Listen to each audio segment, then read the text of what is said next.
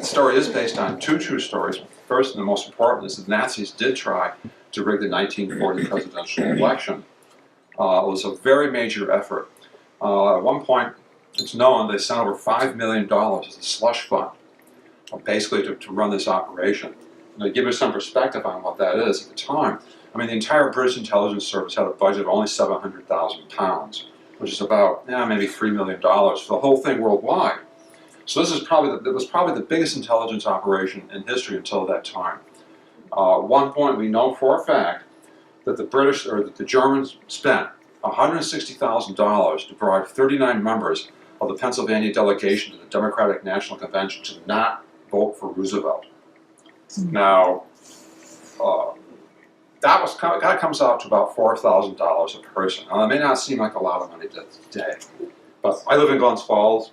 I inherited a house from my parents. It's a 3-bedroom house on an 180-foot lot.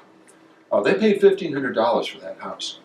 $4,000 in that day and age would have bought a mansion and a prestige suburb. That was a lot of money. A new Packard, the best car on the market, cost $1,100. A fighter plane, the best fighter plane in the world at the time was the British Spitfire. We know what they cost. They sold some to Finland in 1940 because the Finns were invaded by the Russians. They charged the Finns $52,000 per unit. So $5 million would have equipped an entire air wing. It was a lot of money, almost 100 airplanes. A new destroyer cost $1 million. So once you adjust these numbers, you realize the magnitude of this whole thing.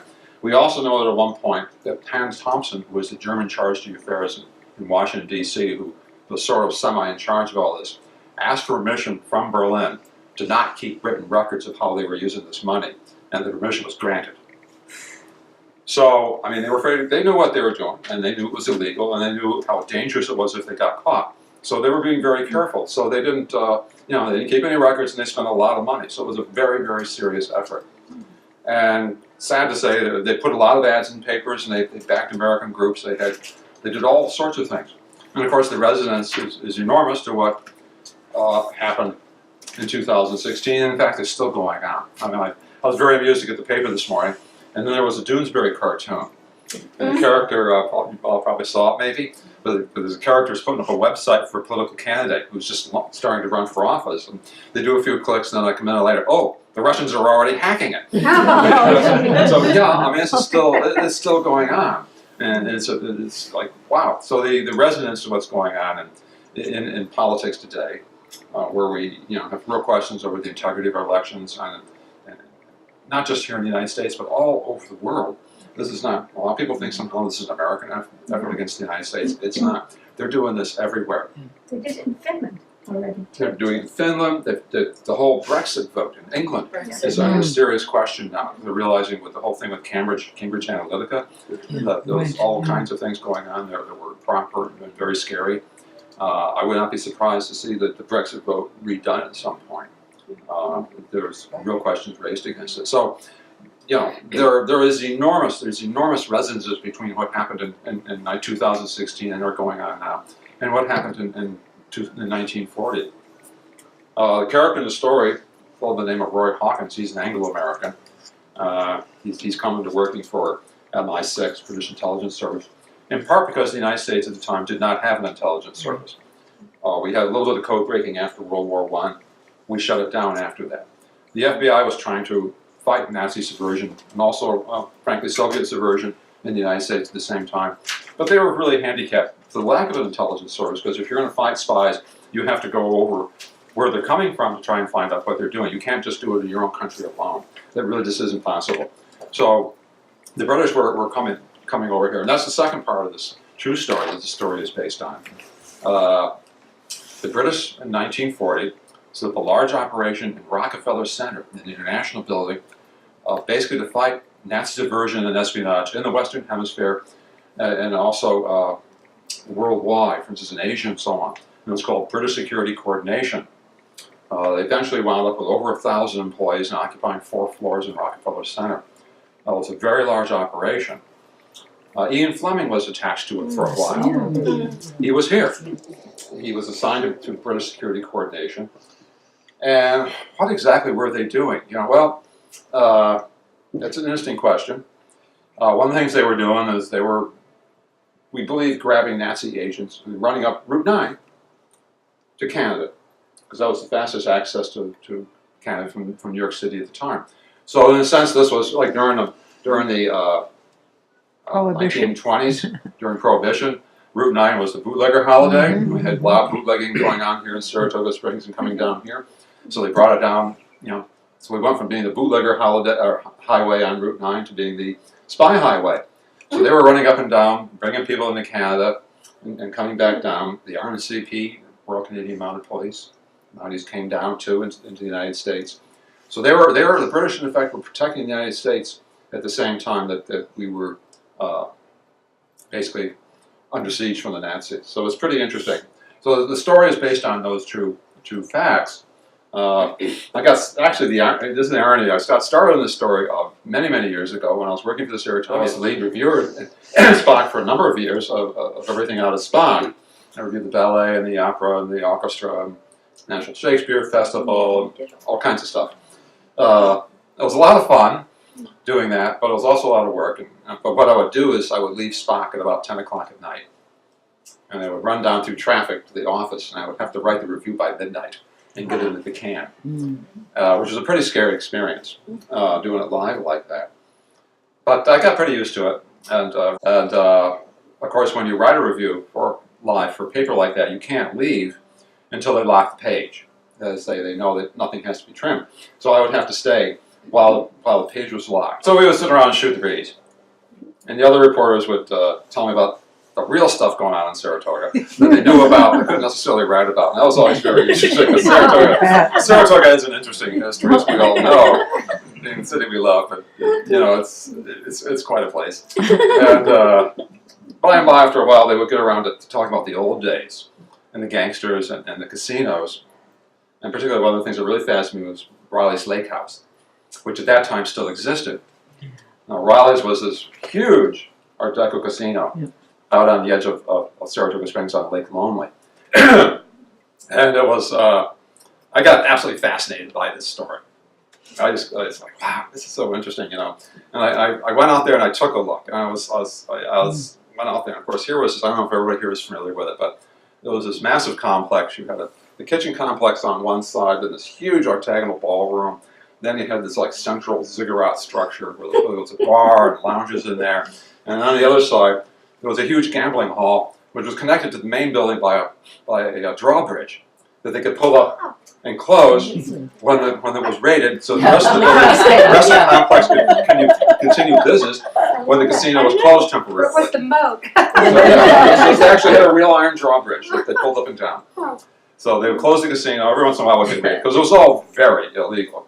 But it went on for many years. What was the name of that again? Riley's Lake House. Raleigh's? Riley, R-I-L-E-Y. Riley's. Yeah. It was an Art Deco masterpiece. I mean, it was sort of like a horizontal Chrysler building, if you want to think of it in those terms. It was really magnificent. But I walked up to the whole thing. Of course, all this other stuff I knew about. It was like it was 45 years then after the end of, or 40 years after the end of World War II. And all this stuff was starting to come out about the secret history of World War II. For instance, the Enigma secret, the fact that Germans broke all the German codes, or British broke all the German codes, and about British security coordination and so on. And it's all sort of coming out. And I was aware that Fleming had been through here. Oh, it's pretty interesting, you know, because he had been assigned to that. And I was always fascinated and wanted to know why did it take Pearl Harbor to get the United States into World War II? This is a question that really always baffled me. It was really, I was like, why did it take so much? I mean, that was so extreme, you know, and so much stuff was going on before that. So I had all this in my mind, and I went out there and I stood in front of Riley's and I looked at through the door. And of course, there was this huge plate glass door with this beautiful silver handle. And when you looked through the lobby, it was a marble lobby, and there was a gazelle inlaid in onyx in the floor. And there was a leaf chandelier hanging overhead. It was big. You know, it was an extraordinary structure.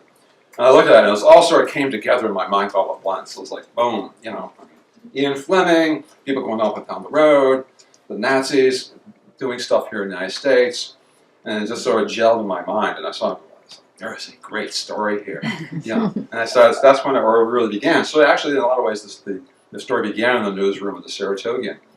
A number of years later, in the story by Gerhard Weinberg, discovered he was digging through the Nazi archives.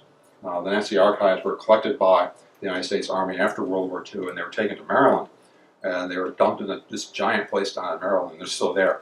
Some of them microphones, but a lot of them not. And he was digging through this, and he discovered information about how the Nazis had tried to intervene in the 1940 election, and then he began writing about it. And I picked up on that, and I thought, wow. And I added that to the story, and that sort of became the present version of the book. I had a really great agent back at the time, back in the early 90s, a woman by the name of Roberta Pryor, who was really, well, you get agents by cold mailing them for the most part. I cold mailed this woman, and I had no idea who she was. And apparently she had been the top gun at ICM, International Creative Management, for quite a number of years, which I didn't know. And Jeffrey Katzenberg at one time, I later learned, was her assistant. And she represented the book. She loved the book. She had grown up in Los Angeles during World War II.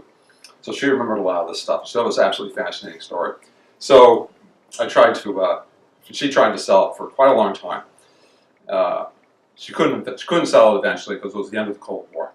And there was a hiatus there when spy novels simply stopped selling.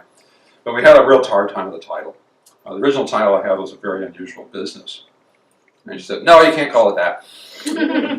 The clerks in the bookstores will file it in the business section. Oh, duh, yeah, they will. They will. So we had to come. Yeah, we had to come. No, well, who knows? No, not North Shore. North Shore is a really savvy store. But they.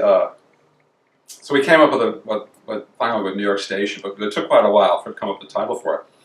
And at one point she said to me, "Well, I've always been terrible at titles. I don't know what it is. I remember once had this book, and I thought it was okay, but I couldn't come up with a title. The author couldn't come up with a title. Finally, one of the secretaries in the pool came up with a title, and they said, "Oh, okay, we'll put that on it." And I said, "Okay, oh, okay. Well, what was the title?" Jaws.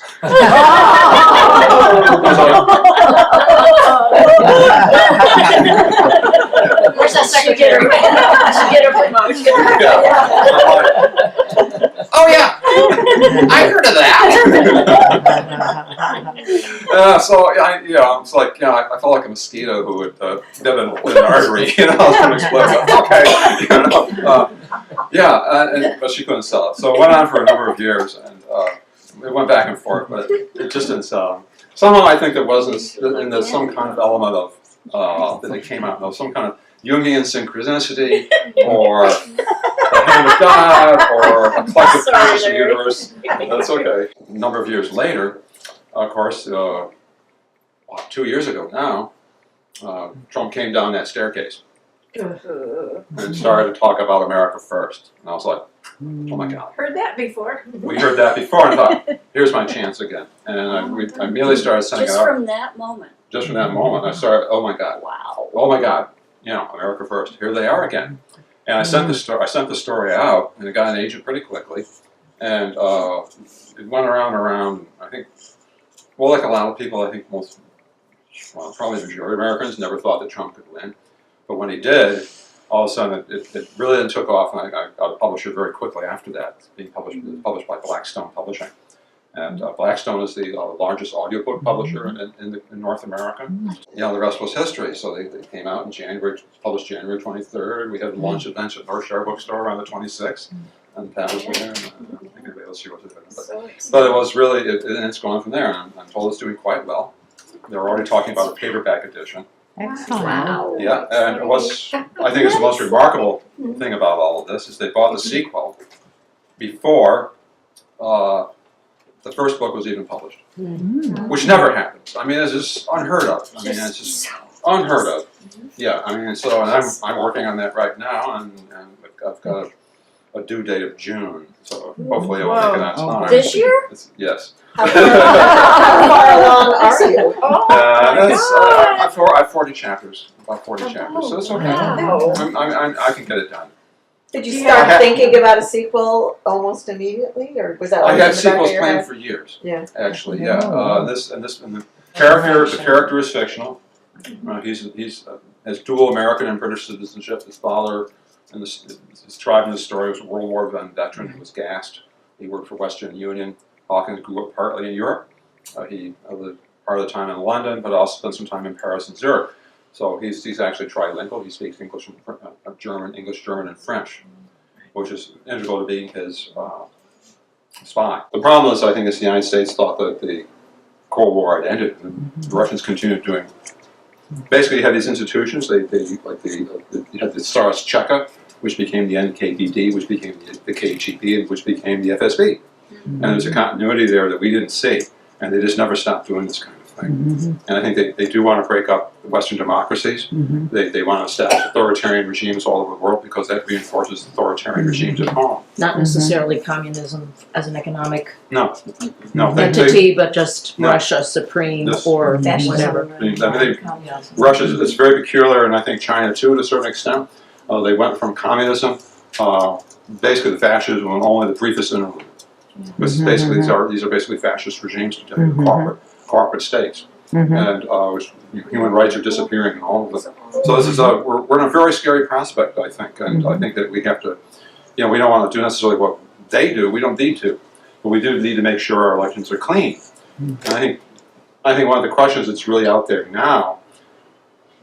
The Russians don't have necessarily a unified structure. There's a series of different intelligence agencies, such as the FSB, there's the GRU, there's the SVR. And I think when they started attacking the United States, they were just throwing anything against the wall to see if it would stick. And these agencies were competing against one another.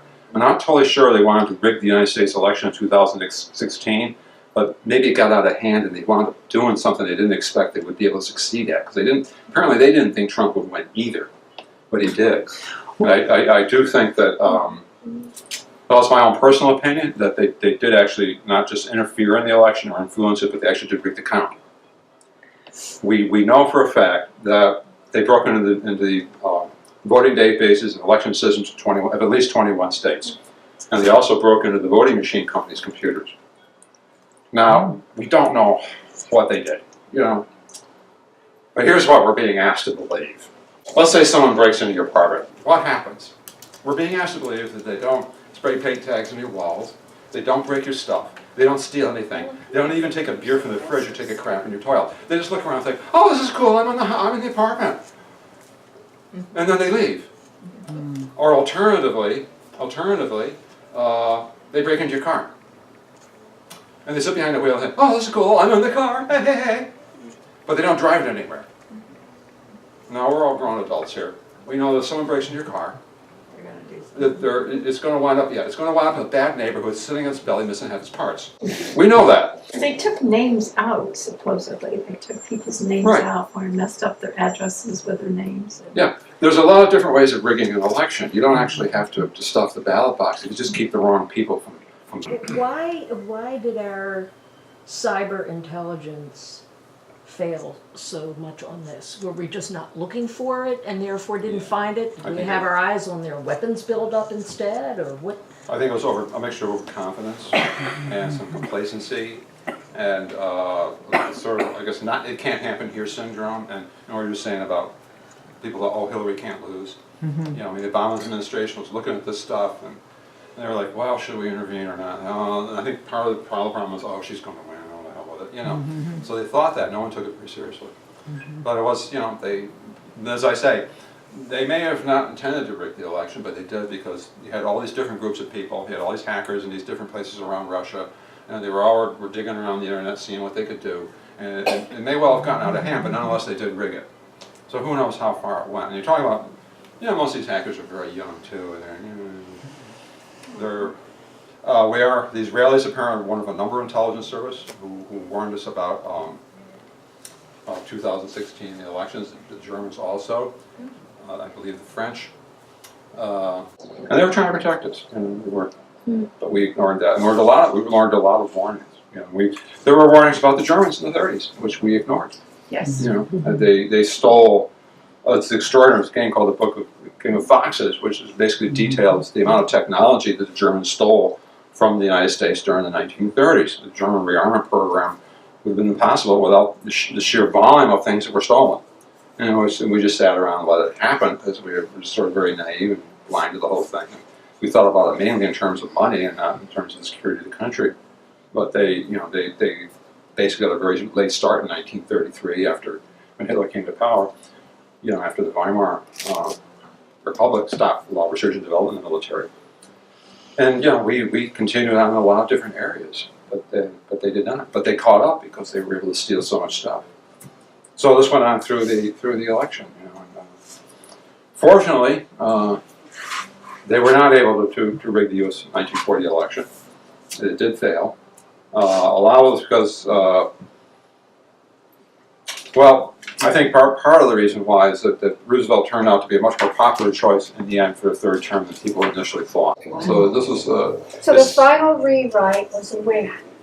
there was a final rewrite that was actually done. I did a final rewrite after the 2016 election, just to touch it up a little bit and bring it up to speed on some of the things that happened. Because one of the odd things about it is that I actually soft pedaled originally some of the stuff about the election and the politics of the story. And I went through it again after the election. I realized, man, I have to ramp this up to keep up with what's happened. I can't, you can't make this stuff up. I have to keep up with these idiots, So it needed ramping up, and I did ramp it up. So it's stronger actually than the version that went out 2 years ago or so, or a year and a half ago. Bizarre that fascism was revived in the 21st century, but it has happened. I mean, it's, who would have thought that we sent, 12 million men overseas 75 years ago to destroy fascism, and here we have this recrudescence now. It's Here. It's here. And in other countries, it's not just here, but it's like astonishing. But here is where it's really astonishing. I mean, we just are so arrogant about and naive about it. We are. There was a tremendous amount of arrogance, naivete, complacency, a toxic cocktail all mixed in together. Yeah. And sort of got us to where we are. Who knows where it all goes? I just hope people are aware that this is, what the Russians are doing is still an ongoing effort. We need to take it very, very seriously, and I hope my book raises awareness of the danger that interventions in elections can occur. And if we go the route of Turkey or Hungary in democracy, because you can have democratic institutions and no democratic reality behind it. And if it goes down here, it goes down everywhere. It's done all over the world. It's not just down here in the United States. It's getting a very, very positive response. It's just building and building. So, I hope it just gets out there more, and we'll see how it all goes. I think that sometimes the stars have to align. Yeah. And I think that was the case here. I mean, the stars aligned, and whether it was, like I said, whether it was Jungian synchronicity or the will of God or some collective consciousness, somehow maybe this book was saved for this particular moment of time. Yeah. Maybe it was the reason why this had to happen this way. I don't know. I'm not a religious person at all, but I have to look at it. You are the first person I've heard that said Trump was good for you personally. Yeah. That's the guilty feeling about TV all stations this. say that too. Well, Because I think it was because when it looked like Trump wasn't going anywhere, I think the chances of it went down. And the truth is, when he was elected, he saved the book. And it wouldn't have been published. It's the honest truth, as you're right. It would not have been published if Hillary had been elected. Oh, let's not let him hear that, or we'll never hear that. Well, I like to think he did one decent thing. If he gets up to the pearly gates and St. Peter says to him, "Did you do one decent thing?" She said, "Yes, I got very decent." Yeah, but it enabled him to get this out so people can see the history. This is not, we're not making this stuff up. This is on then and now. This is real. Yeah. It's real. And But it's he happening makes again. it more fun to read. But you have to think. a book published that Oh no, you go right ahead. then Yeah, we've got one people other person. are going to be looking for your name. Oh, I want to read that author again. So Hope it so. seemed like your other so. books would. So, anyway, thank you so much for Yeah, coming. And if thank you you. want anything to drink or eat,